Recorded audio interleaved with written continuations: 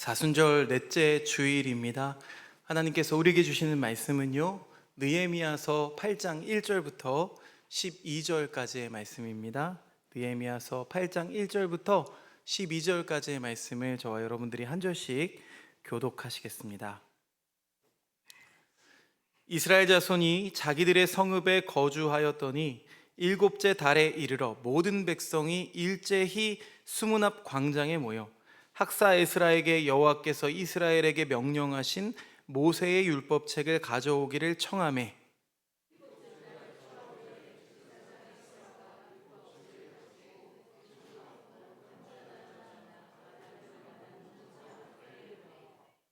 수문 앞 광장에서 새벽부터 정오까지 남자나 여자나 알아들을 만한 모든 사람 앞에서 읽음에 뭇 백성이 그 율법책에 귀를 기울였는데,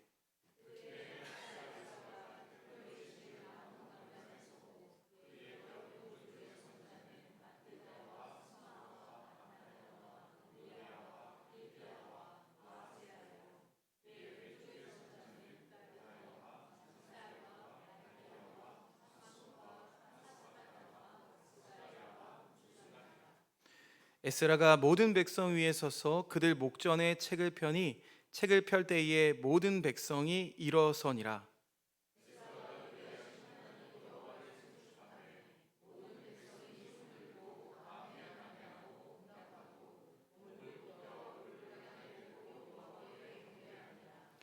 예수아와 바니와 세레랴와 야민과 악굽과 사부대와 호디야와 마아세야와 그리다와 아사랴와 요사밧과 하난과 블라야와 레위 사람들은 백성이 제자리에 서 있는 동안 그들에게 율법을 깨닫게 하였는데,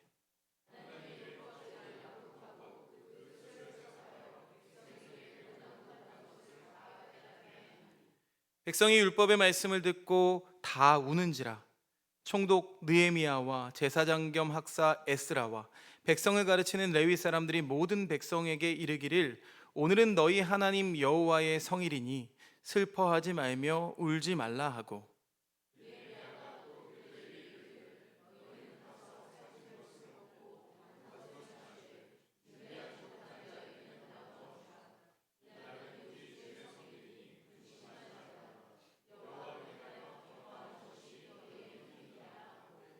레위 사람들도 모든 백성을 정숙하게 하여 이르기를, 오늘은 성일이니 마땅히 조용하고 근심하지 말라 하니,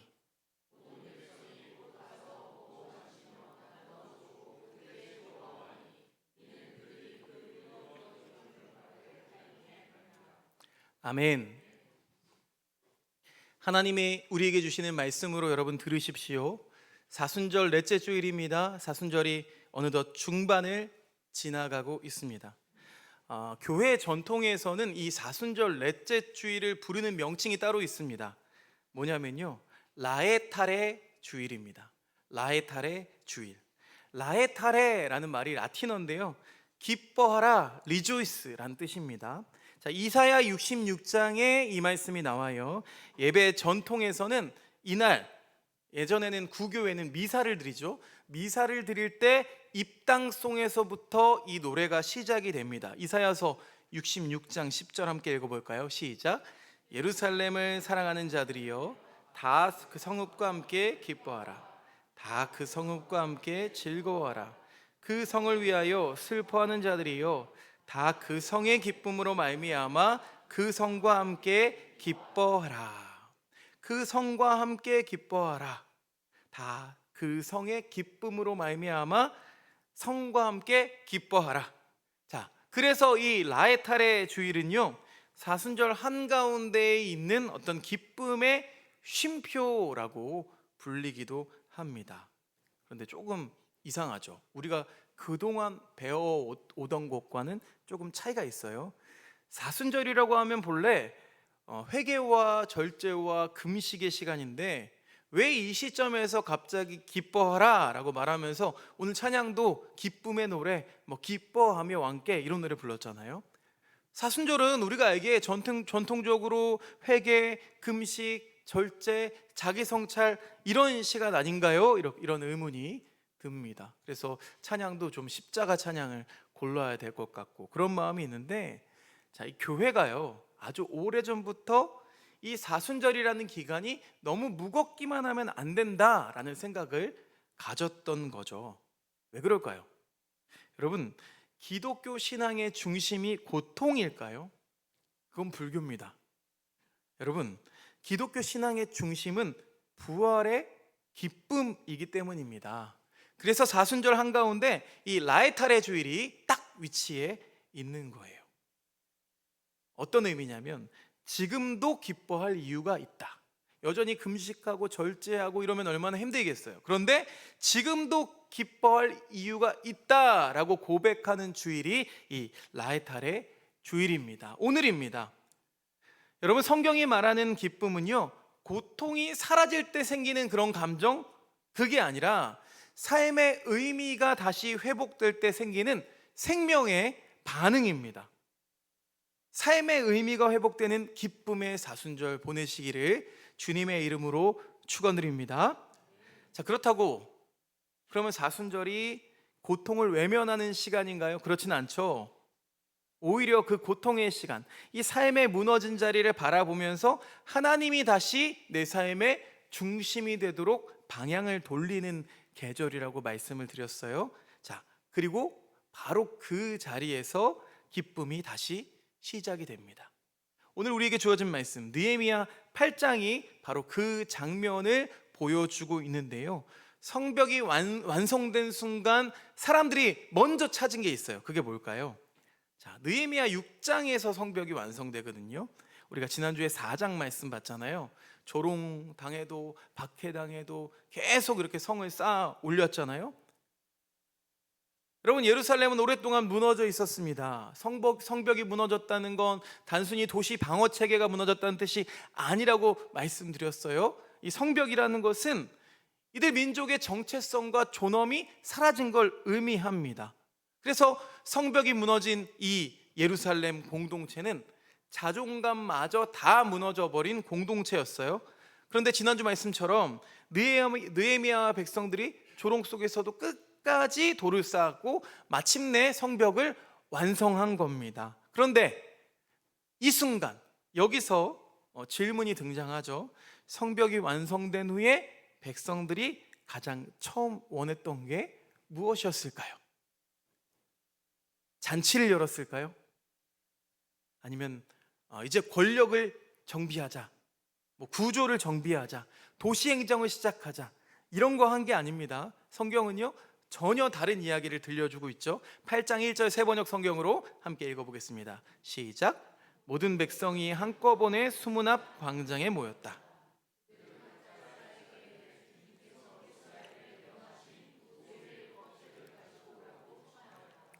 자, 여기서 아주 놀라운 사실이 있죠. 말씀을 읽어달라고 요청한 사람들, 그 주체가 지도자가 아니라 여러분 백성이었다는 사실입니다. 사람들이 이제 깨닫게 된 거예요. 성벽보다 더 중요한 게 있다는 걸. 성벽보다 말씀을 더 필요로 하기 시작합니다. 여러분, 이게 뭐냐면요, 공동체가 진짜 회복될 때 나타나는 특징입니다. 왜요? 이 성벽은 도시를 지키지만 이 말씀이라는 것은 우리의 삶을 다시 세워주기 때문입니다. 백성들에게 이 말씀이 들리기 시작한 순간 이 에스라가 광장 한가운데 서서 그 율법을 낭독하기 시작합니다. 성경이 이렇게 기록하고 있어요. 3절 말씀 세번역 성경으로 이어서 읽어보겠습니다. 시작. 그는 수문 앞 광장에서 남자든 여자든 알아들을 만한 모든 사람에게 새벽부터 정오까지 큰 소리로 율법책을 읽어주었다. 백성은 모두 율법책 읽는 소리에 귀를 기울였다. 자, 여기서 아주 인상적인 장면이 등장하는데 남자든 여자든 알아들을 만한 모든 사람들, 그러니까 모든 사람들이 들었다, 이 말이 중요하게 느껴지는 분들도 있을 텐데 저는요 이 중간에 있는 새벽부터 정오까지 라는 이 시제가 굉장히 마음을 끌었습니다. 자, 새벽부터 정오까지라고 하면 이스라엘에서 몇 시간 정도일 것 같아요? 몇 시간 정도? 놀라지 마세요. 사람들이 무려 6시간 동안 말씀을 듣습니다. 제가 이 자리에서 지금부터 6시간 동안 말씀을 전하면 바로 이제 뭐 대표님들이 찾아오시고 뭐 이런 일들이 벌어지겠죠. 근데 6시간 동안 말씀을 들어요. 저도 경험이 있습니다. 옛날에 기도원에 수련회를 자주 갔어요. 기도원에 수련회 가면은 기도원 강사님, 특히 저기 윤석전 목사님 이런 분들은 6시간씩 설교하십니다. 그러면 화장실도 못 가요. 그 자리에 앉아서 6시간 동안 말씀을 들어야 되는데 몸이 막 꼬이고 막 정신이 없죠. 졸다가 맞고 막 다시 깨고 정신이 없는데요. 여러분, 이건 무슨 뜻이냐면 단순히 이들이 성벽을 완성해서 어떤 종교 행사, 부흥회를 열었다 이런 이야기가 아닙니다. 자, 이 장면이 단적으로 보여주는 것은 공동체의 영적 상태를 단적으로 보여주는 장면입니다. 사람들이 말씀을 듣기 시작하면은요, 삶의 방향이 다시 정렬되기 시작해요. 그 말씀이 꿀송이보다 달다라는 말이 있죠. 그런 말씀이 있죠. 정말 말씀이 그렇게 달게 느껴진다니까요. 그러니까 말씀이 아무리 길어도 그게 아무런 상관이 없는 거예요. 왜냐? 여러분, 하나님의 말씀은 정보가 아니기 때문입니다. 하나님의 말씀은 우리들에게 방향입니다.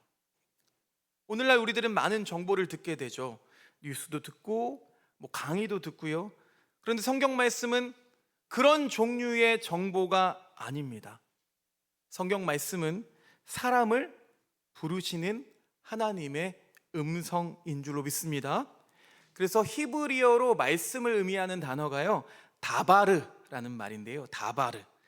이게 단순히 말씀, 말 이런 뜻이 아니라 사건을 일으키는 말씀이라는 뜻을 가지고 있습니다. 사건을 일으키는 말씀, 동기부여가 된다는 거죠. 하나님의 말씀이 들리면은요, 듣는 것으로 멈추지 않고 삶이 움직이기 시작한다는 겁니다. 바라기는 오늘 말씀이 여러분의 삶을 움직일 수 있기를 간절히 축복합니다. 종교 개혁 시대의 이야기입니다. 중세 유럽에서는요, 이 성경 말씀이 라틴어로만 읽혔습니다. 근데 문제는요, 대부분의 사람들이 이 라틴어를 알지 못했다는 겁니다. 그래서 사람들이 성경을 듣기도 하고 또 볼 기회도 있긴 하지만 말씀을 제대로 알 수가 없었던 거죠. 자, 그러다가 종교개혁과 또 인쇄기술이 발달하면서 성경이 처음으로 각 나라의 언어로 번역되기 시작합니다. 독일에서는 우리가 잘 아는 루터가 성경을 번안했죠. 그리고 처음으로 사람들이 그 독일어로, 자기들의 언어로 성경을 듣게 되었습니다. 그때 어떤 반응이 있었는지 아세요? 그 자리에 참석했던 많은 사람들이 울었다고 합니다. 처음으로 하나님이 나에게 말씀하신다라고 느꼈기 때문입니다. 여러분, 우리들은 지금까지 성경을 보고 있었지만 오늘 처음으로 하나님의 말씀을 들었습니다 라고 이렇게 고백했다고 해요. 자, 이 장면이요, 오늘의 말씀과 정확하게 닮아 있습니다. 사람들이 말씀을 듣고 어떻게 반응하냐면요, 울었습니다. 울기 시작합니다. 8장 9절 말씀 보니까 백성은 율법의 말씀을 들으면서 모두 울었다. 여러분, 이 말씀은요, 올해 첫 주일 1월 4일 주일 말씀에서도 잠시 나누었던 인용 구절입니다. 말씀으로 다시 세웁시다, 이런 말씀 제가 전하면서 인용했던 말씀이었어요. 왜 울었을까요? 말씀이 무서워서 그랬을까요? 아니면 죄책감 때문이었을까요? 아닙니다. 백성들이 이 말씀을 들으면서 자신들의 삶을, 자신들의 상태를 제대로 보게 되었기 때문입니다. 그동안 바쁘게 살아오면서 잊고 있었던 그 질문들이 다시 떠오르기 시작한 겁니다. 나는 지금 어떤 삶을 살고 있는가? 나는 지금 하나님 중심의 삶을 살고 있는가가 보이기 시작하고 들리기 시작했다는 거예요. 여러분, 말씀은 늘 이렇게 작동합니다. 말씀은 우리들에게 어떤 새로운 정보를 주기보다는 우리 자신을 돌아보게 한다는 말이에요. 20세기 신학자 칼 바르트가 성경 해석에 대해서 이렇게 설명했습니다. 함께 읽어볼까요? 시작.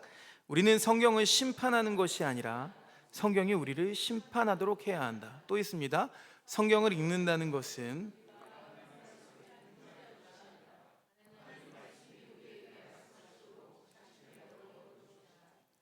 여러분은 성경을 보실 때, 말씀을 보실 때 어떤 마음으로 보십니까? 이처럼 우리의 마음을 다 열어두고 하나님 말씀하시옵소서 하고 말씀을 보십니까? 아니면 이 성경 말씀이 나의 주장과 나의 견해의 뒷받침이 될 수 있는 근거로 사용하기 위해서 성경을 읽으십니까? 이 차이가 큽니다. 여러분, 우리가 아침마다 거울을 보죠. 화장실에 들러서도 손 닦고 거울을 봅니다. 거울 보는 이유는 간단하죠. 내가 너무 예뻐서. 그런 분도 계시겠지만 거울에게 누가 가장 예쁘니? 이렇게 물어볼 수도 있고요. 근데 가장 중요한 건 자기의 현재 용모를 확인하기 위해서죠. 혹시 눈곱이 붙어 있진 않은지, 머리가 엉클어지진 않았는지, 또 치아에 고춧가루가 껴있진 않은지, 얼굴에 묻은 건 없는지, 이런 걸 확인합니다. 그런데요, 거울이 그런 우리들의 모습을 꾸짖는 경우가 있나요? 야, 너 똑바로 입어. 야, 너 머리 그거 오늘 별로야. 이렇게 얘기해주는 거울이 있으면 참 좋을 것 같은데 별로 해주지 않습니다. 절대로 우리를 꾸짖지 않죠. 그냥 있는 그대로를 우리에게 보여줄 뿐입니다. 그런데 재밌는 사실이 있어요. 거울을 본 뒤에 만약에 내 용모가 흐트러지거나 사람들에게 좋은 모습을 보여주지 못할 모습을 보고도 그냥 아무것도 고치지 않고 간다면 그 사람은 거울을 본 걸까요? 아니면 거울을 지나친 걸까요? 거울을 지나쳤다고 해도 과언이 아니죠. 여러분, 성경은 우리들에게 거울입니다. 성경은요, 정보를 우리에게 주기 위한 책이 아닙니다. 성경은요, 우리의 삶을 비춰주는 거울입니다. 그래서 우리는 그 거울 앞에 서서 종종 내 자신의 모습을 깨닫게 되고 또 오늘 백성처럼 울게 됩니다. 여러분, 말씀을 보실 때 울었던 기억이 있으십니까? 그 기억이 너무 오래되지는 않으셨나요? 언제인지 기억이 나지 않을 만큼. 그럼 어쩌면 우리는 그냥 말씀을 지나쳤는지도 모릅니다. 그런데요, 하나님은요, 이 개인 한 사람을 고치는 것 거기서만 멈추지 않으십니다. 자, 바로 그 순간에 느헤미야와 에스라가 이렇게 말합니다. 8장 9절 하반절 말씀 세번역 성경으로 함께 읽어보겠습니다. 시작. 그래서 총독 느헤미야와 학자 에스라 제사장과 백성을 가르치는 레위 사람들이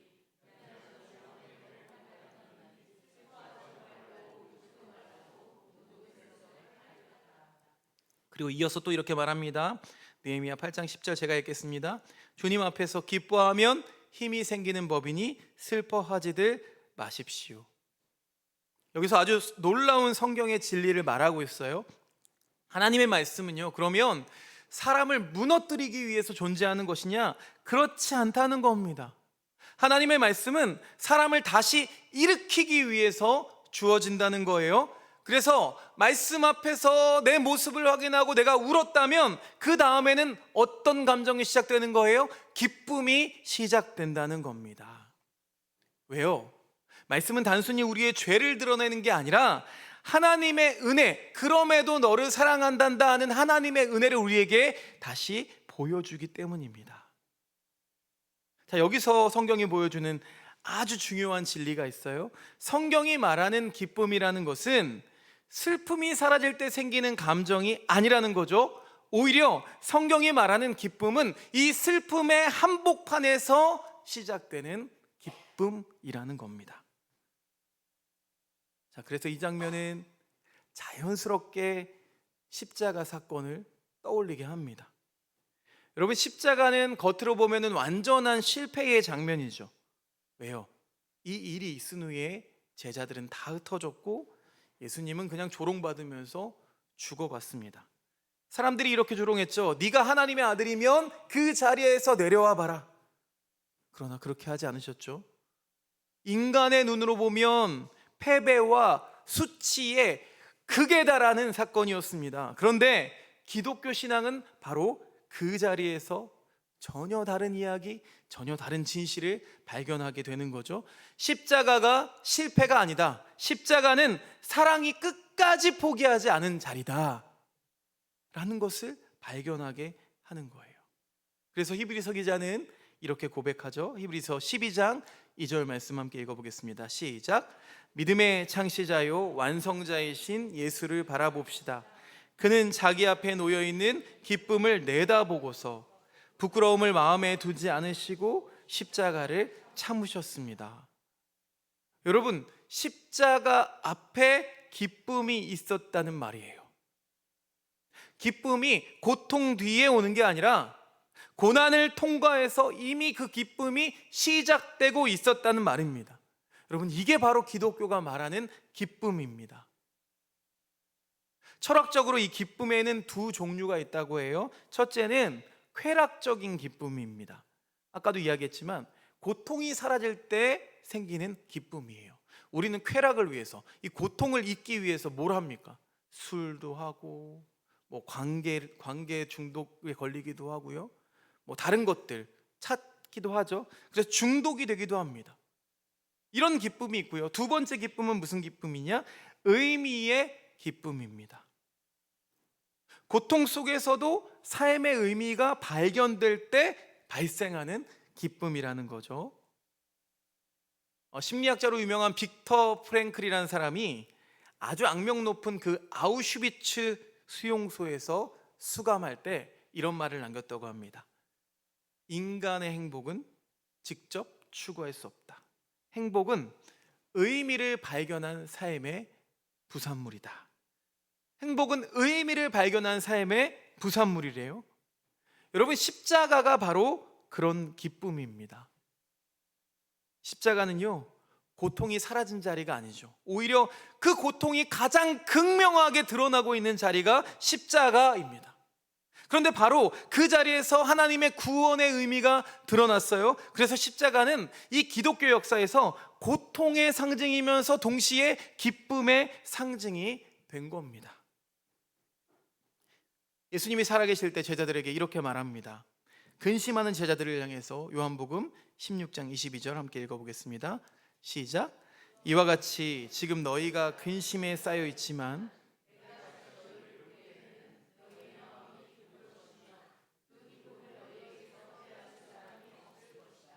아멘이십니까? 여러분, 그 기쁨을 빼앗을 수 있는 사람이 없다고 합니다. 예수님이 말씀하시는 이 기쁨 또한 상황이 좋아져서 느껴지는 그런 기쁨이 아니죠. 하나님의 이야기가 다시 시작되었기 때문에 느껴지는 기쁨입니다. 그래서 성경이 말하는 기쁨이란 의미가 제자리를 찾을 때 시작되는 기쁨입니다. 다시 느헤미야 8장으로 넘어가 볼까요?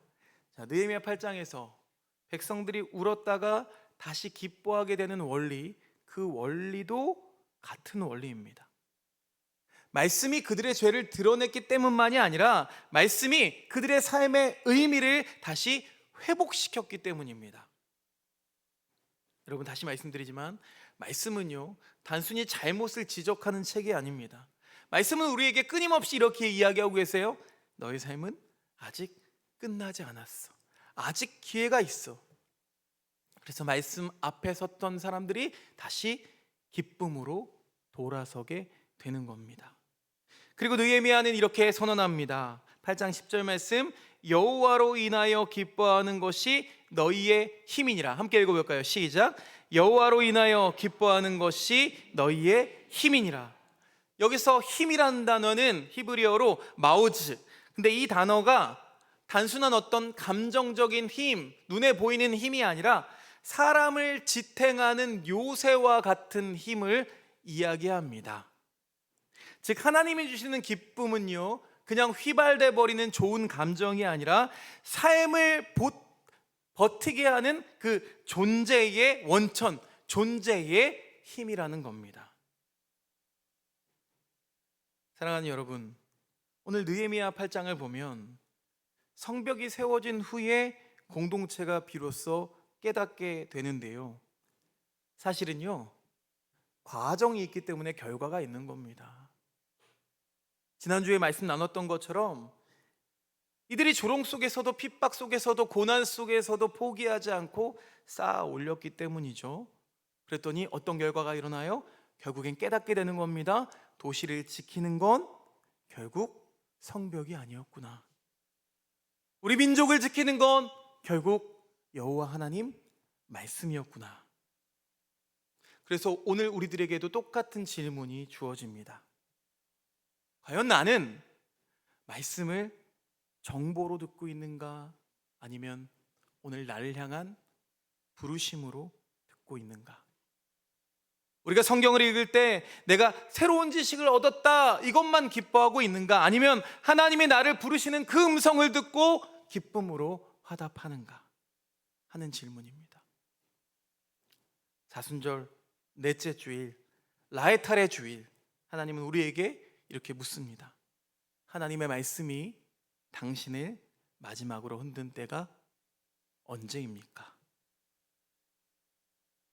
혹시 여러분 너무 익숙하게 이 말씀을 듣고 계시지는 않습니까? 여러분, 익숙해지면 그 익숙함이 종종 우리를 잠들게 합니다. 그러나 하나님의 음성은요, 하나님의 말씀은 본래 사람을 깨우는 음성입니다. 그러니 이 말씀을 나누어 보아야죠. 이 말씀을 계속 곰씹어 보아야 하지 않겠습니까? 그래서 이번 한 주 동안도 이 말씀을 우리 삶에서 적용해 보기로 여러분 도전을 드립니다. 첫 번째는 느헤미야 8장에서 백성들이 먼저 한 일, 말씀을 읽어달라고 요청했던 거죠. 자, 오늘날 우리들의 삶은 소리로 가득합니다. 너무 많은 소리가 들려요. 뉴스, 메시지, 영상, 정보, 일의 압박, 이 속에서 정작 말씀을 들을 시간, 말씀을 접할 시간들이 쉽게 사라져 버립니다. 그러나 하루에 5분, 10분이라도 좋아요. 이 말씀을 듣는 시간을 정해보는 겁니다. 단순히 성경을 많이 읽자는 그런 말이 아닙니다. 한 단락이라도 좋은데요, 그 한 단락을 읽으면서 들으면서 이렇게 질문해 보는 거예요. 하나님, 오늘 이 말씀으로 나에게 무엇을 말씀하시렵니까?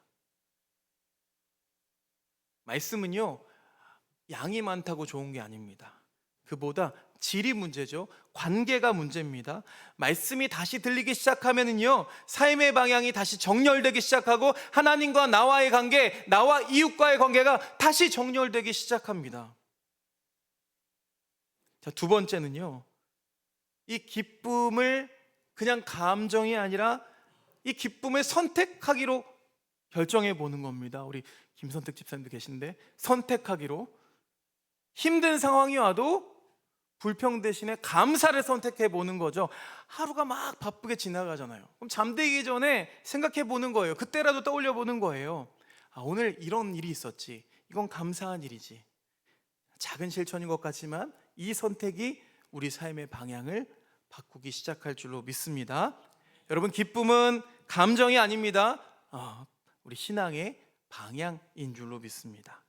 자, 마지막으로 느헤미야 8장을 보니까요, 사람들이 혼자 말씀을 들은 게 아니에요. 광장에 함께 모여서 함께 말씀을 들었습니다. 자, 그 말씀을 들은 후에 음식을 나누고 서로 기쁨을 나눕니다. 이렇게 말씀은요, 개인의 깨달음으로 끝나지 않습니다.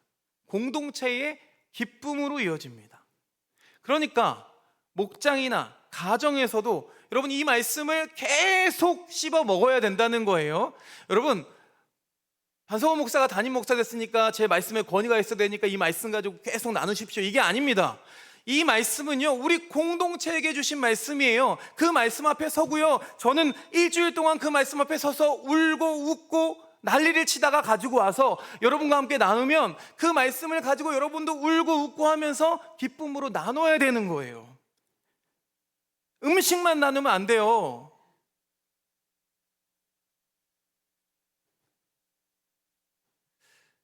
이 8장, 느헤미야 8장 이야기가 사실 그냥 읽다 보면 아주 단순한 이야기예요. 성벽이 세워졌고 사람들이 비로소 말씀을 찾기 시작했다. 여러분, 우리는 보통 이렇게 생각하죠. 환경이 좋아지면 내 삶도 윤택해질 거라 생각합니다. 그래서 성벽을 먼저 세우려고 해요. 우리 청년들 잘 들으세요. 내가 결혼하려면 뭔가 마련되는 게 있어야 된다고 생각하죠? 그러나 그게 내 삶을 정렬해 주지 않습니다. 내 삶의 질서를 만들어 주지 않는다고요. 우리는 그래서 성벽을 먼저 세우려고 합니다. 안전한 구조를 만들고 또 삶의 조건을 정비하려고 해요. 그런데 성경은 말하고 있는 거죠. 성벽을 다시 세우는 건, 그리고 사람을 다시 세우는 건 결국 말씀이라고, 예수 그리스도라고 우리에게 말해주고 있습니다. 여러분, 성벽이 세워지니까 사람들이 가장 먼저 찾은 게 뭐였어요? 권력이었나요? 아니요, 말씀이었어요. 그리고 그 말씀 앞에서 그들이 울기 시작했습니다. 그 울음은 그냥 절망의 울음이 아니었어요. 오랫동안 잊고 있던 내 영혼의 모습을 다시 발견한 기쁨의 눈물이었습니다. 그리고 하나님은 거기서 멈추지 않으십니다. 느헤미야는 울고 있는 백성들에게 이렇게 말하죠. 슬퍼하지 마십시오. 그리고 이어서 이렇게 말합니다. 여호와로 인하여 기뻐하는 것이 너희의 힘이니라. 기쁨은 상황이 좋아질 때 생기는 감정이 아닙니다. 기쁨은 삶의 중심이 제자리를 찾을 때 시작되는 겁니다. 그래서 십자가는 기독교 신앙에서 가장 중요한 역설이죠. 십자가는 슬픔의 상징이면서 동시에 기쁨이 시작된 자리라는 겁니다.